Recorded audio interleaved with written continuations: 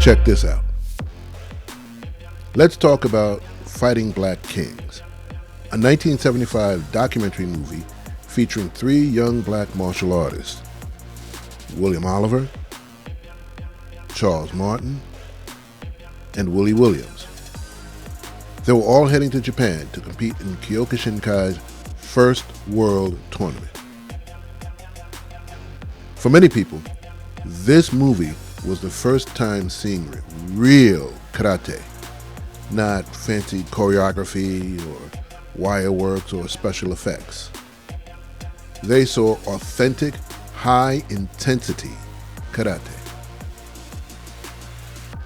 Now, first thing is, Fighting Black Kings was originally titled The Strongest Karate. The decision to rename it here in the U.S. was to capitalize on the popular trend in cinema at the time, namely, blaxploitation films, Shaft, Superfly, and so forth. And, think about it, there were three black men who were featured in this documentary. Now, this film captured the first world tournament and really showcased Masayama's Kyokushin karate system. This documentary opened a lot of eyes to real intense training, like I said before.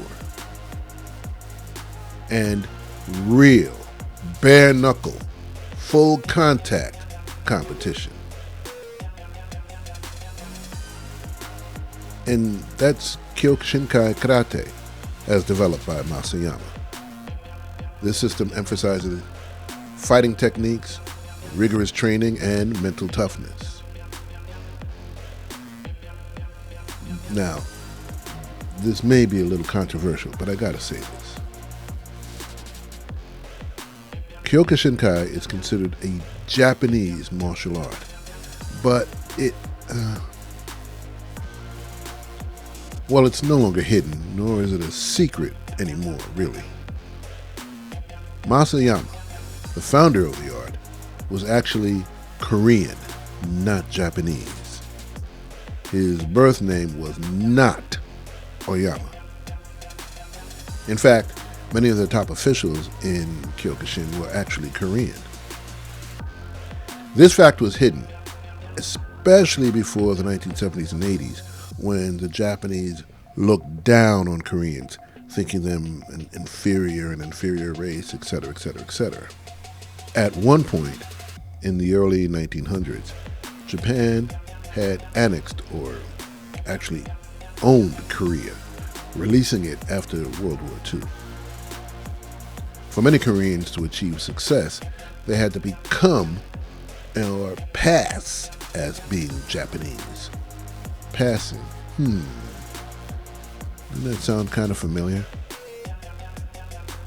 And you see, that knowledge makes the racism toward these men in Fighting Black Kings even more ironic. Now, as I said, there were three warriors. We already covered William Oliver in an earlier video. Now, this time I want to tell you about Willie Williams. Yeah, Willie Williams. This is the man that they called Bear Killer. Well, because he fought a bear. Willie Williams was a big man, powerful, and an incredibly intimidating fighter. About 6'7", around 240 pounds or more. At his size and weight, I could easily picture him in a Nick uniform at that time, guarding somebody like Wes Unseld or Bob Lanier or Dave Cowens. And, we could just as easily picture him as a defensive end with the Vikings or the Giants or any other NFL team. But Willie Williams was a Kyokushin karateka. And you got to understand, to certain people, there is something frightening about a big, strong, intelligent, highly talented black man. and it was kind of shown by the officials in this tournament. Sensei Williams, when he competed in this one, the first one, he did what he did. But it was in the second World Tournament in 1979 when he was beating everyone. He was winning all the matches and heading toward the championships.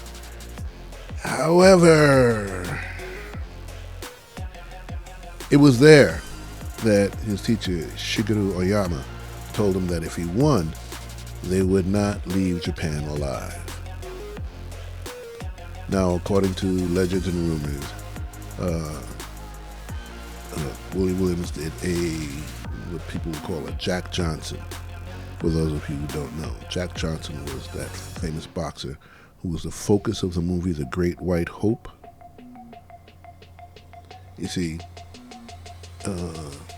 Sensei Williams beat the schnoogies out of his opponent, and then he did something so he would be disqualified, and so he would lose the match. So that year, he took third place.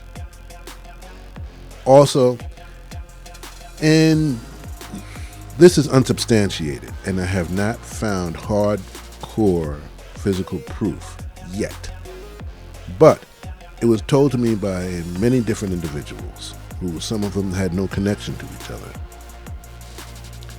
It seems that Masayama wrote a piece for the, I don't know what you call it, the souvenir book or the tournament book for the Second World Tournament. And the piece that he wrote was on the temper of the Negro. And it was not exactly something complimentary toward Black Americans. But again, this is unsubstantiated, and I have not been able to find actual proof of this. This just may be an urban myth. On February 27, 1980, Willie Williams fought Japanese wrestling icon Antonio Inoki in Tokyo for the World Martial Arts Heavyweight Championship.